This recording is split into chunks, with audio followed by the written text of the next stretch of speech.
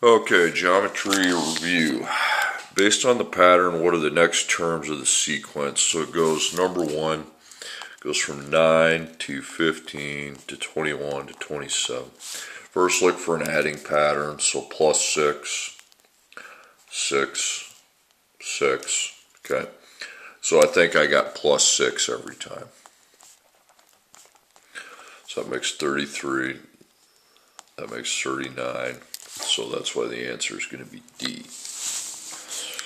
Okay, number 2 is a little bit tougher, but not impossible. You have 9 whole, then 9 fifths, then 9 over 125, then 9 over 625. First I'll put a 1 under that, so all the fractions match. Now you know obviously the next two terms are going to have a 9. Now just look at your denominators. So that's plus 4, but then plus it doesn't work. So now see if times work. So 1 times what's 5? 5. 5 times 5 is 125 times 5 times 5. So 625 times 5. 3,125. And then times that by 5. 15,625. So that is why C would be the correct response to that one. Okay, number 3 is a weird problem. Not a fan of this conjecture stuff. Okay. What conjectures can you make about the sum of the first 40 positive even numbers? So 2 is your first even number. Label that with a 1. That's your first odd even number. Okay. Then 2 plus 4, put a 2 there, that's your first 2, 3, 4, 5, and so forth. So you have to get to 40 is what they're asking you about. Okay, now look over here, 5, the fifth, 5 times 6. You ever notice I was just taking that number and multiplying it by 1 higher? So this is going to be 40 times 41, okay? And also another thing that it adds all those together, but don't worry about it. So you're going 40 and 41, that's C, okay? So you kind of have to just look at your pattern this first 7th week. That's just going up by odd numbers, so go 11 to 13. So that's why the answer is D. Laisha will have 13 customers. What is a counterexample for the conjecture? So a counterexample means the conjecture is a false statement. You have to prove, okay, 1, and then I swing around over to the other side, and 5. So 1, 5, or alternate or what 127 plus that number is 180. So it'd be 53, 53, and so forth.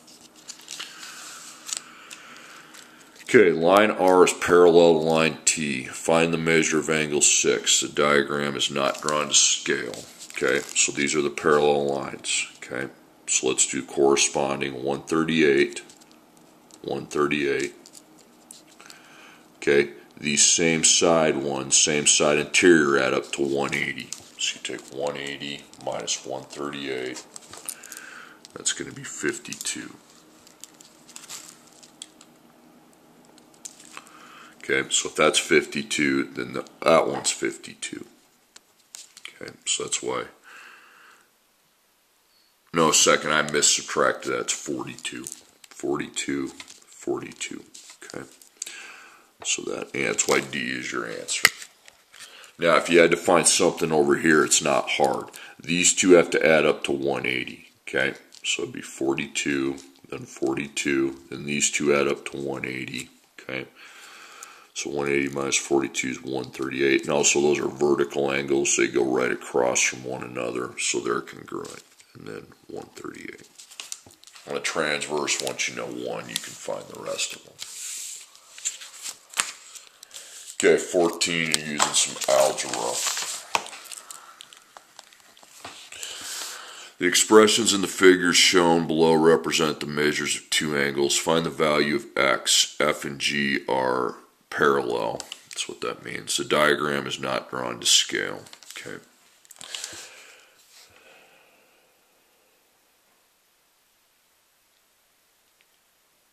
Okay, so if this is 7x, okay, this is also going to be 7x.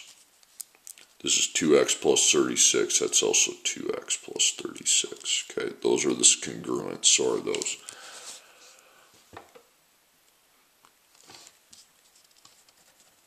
All right, let's get rid of those. Okay, I shouldn't have wrote those. You don't need those. Okay, so these, if you look at that, that'd be a transverse. These are same side interior. They add up to 180.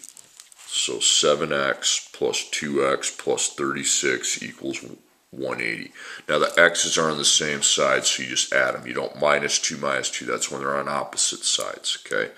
So 9x plus 36 equals 180. That I'm our answer. Okay, which lines are parallel if measure of angles 1, measure of angle 2 add up to 180? Justify your answer. So again, those are in the interior, okay? And they're on the same side. Okay, same side interior. That's what you're looking for. Again, alternate interior would be this one, the diagonal. Same side interior, okay? They add up to 180, okay? So it's the same side interior, which would be A. See, alternate interior is here, okay? So you're not going to use that, okay? Same side by the converse.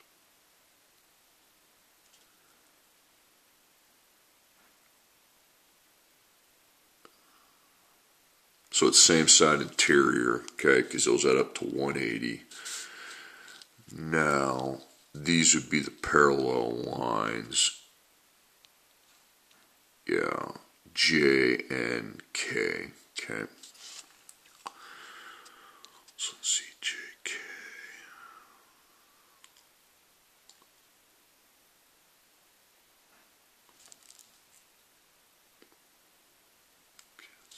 Yeah, because G, it wouldn't be the G, because okay. So that's going to be 167 equals 180, then minus 167, that'd be 13, D. Okay, 19. A triangle, 5 is the rise, okay? Run 1, 2, 3, 4, 5, 6, 7, 8, 9, 10, 11 in y equals mx plus b form. You go y equals blank x plus blank. We did that a lot last year. And m is our slope. And write it as 1.5, or you can reduce it by 2. That's how he's getting the 3 over 2. Okay. Or you can do 1.5. It doesn't matter. Okay. Then to find b, we use y equals m times x plus b. Cross out the y, m, and the x. So the m is 3 over 2. For y and x, you can pick either one of these points. We'll pick 11 and 8. You can pick the 5 and the 4 too. You get the same answer. So 3 over 2 times 8 gives me 12. So 12, write b plus 12. Write the b first, so then you know you just minus 12. So negative 1 equals b. Pretty sure if you put 1.5, it'll be fine. Okay. And also, you can also find it quickly. If you go 5 to 11, that's a change of 6. 4 to 8 is a change of 4, because there's no negatives involved. Okay. Minus 1 means plus negative 1, means the same thing. Okay, number 24, the big story problem. You're in the business of selling pet rocks. You make $3 on each pet rock you sell. A local farmer allows you to use his field to find the rocks. He also has a building you use to clean, polish, and package the rocks. He charges you $200 per month. Write an equation to express the monthly profit. Circle profit, that's your money. Use P for profit and R for number of rocks sold. So profit in rocks.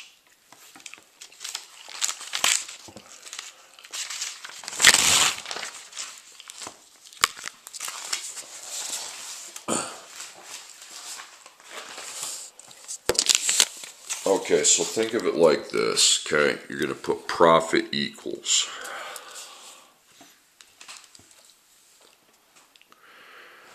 Now, $200 is your opening amount, but you were charged that. You didn't make it. Profit's money you make. So if that went against your profit, you're going to put negative 200, okay? So P equals negative 200.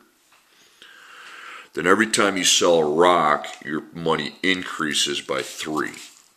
So 3 times R. Negative 200 plus 3 times R. I'm going to go a little deeper into that and relate it to algebra last year. So he wants profit and rocks. Profit means money. R means rocks. So if I'm using X and Y, Y has to be money, okay? X would be rocks. Remember the rule, X can't be money, then per. Dollars per rock is $3, 3 times X. So on your line that we'd always make, you put 3 times X equals Y, and then 3 times X, okay?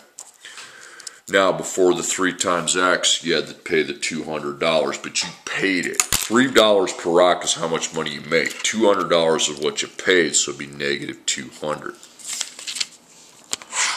So then my equation would be negative 200 plus 3 times X equals Y, okay? But instead of Y and X, he wants you to use P for profit and R for rocks. So just you replace your Y with P, okay? And X with R. So negative 200 plus 3 times R. And that's exactly what I got. Okay, it's just written differently. So again, profit, 200 your starting amount, but it would be negative plus 3 times R. Okay, how many rocks do you need to sell each month to make a profit? That means profit means answer should be a whole number since you can't sell part of a rock. Okay. When you're finding to make a profit, that means when does your profit equal $0? Because you go up from there. Because right now you start off in the hole. Okay, you start off at negative 200. To make a profit, you got to get your P to 0. Okay, so I'm going to show my work here. So P equals negative 200.